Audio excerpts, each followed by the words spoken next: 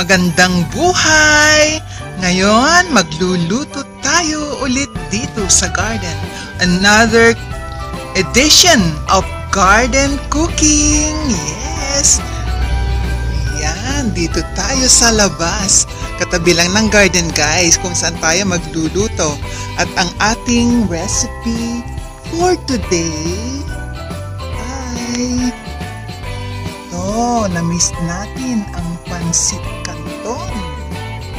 Ang sahog, hipon, 1 kilong hipon. Yes guys, 1 kilong hipon. Ayan, tinanggalan ko ng head at ating pipigain. Ayan, nandiyan ang mga heads. Ang dami guys, ang tataba. Handa na rin ang ating mga panggisa. Para madaling magluto, ihanda lahat ang mga kailangan. Ngayon, ang gagawin ko, pipit-pitin ang mga ulo na to. Yes, okay. Samahan nyo lang ako, guys. Salamat.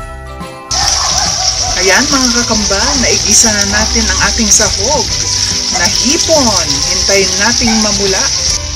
Maganda na ang pagkapula ng ating hipon, guys. Ayan.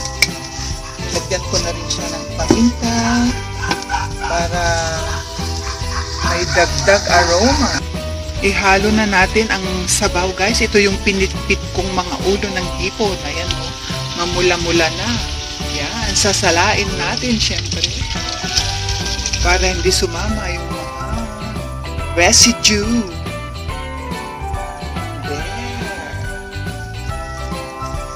Ang ganda na ng kulo niya, guys. Ayan, ilagay na natin yung gulay. Yes, guys, pag maraming gulay ang canton, mas masarap. Diba? Lutuin natin ang gulay niya. Pagpangyayin na blanch na to. Tanggalin natin. Tapos ilagay natin ang noodles. Ito, guys, luto na ang kanyang mga gulay, kaya inahon muna natin, then titimplahan ko ang sauce na natira para lutuin natin ang noodles. Pag naluto ang noodles, then yun na, ilagay natin ang mga gulay na to. Yes!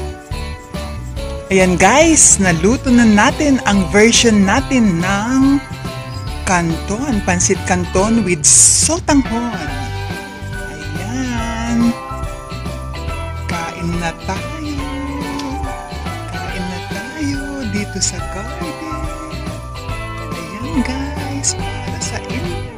Bye! Have a great day!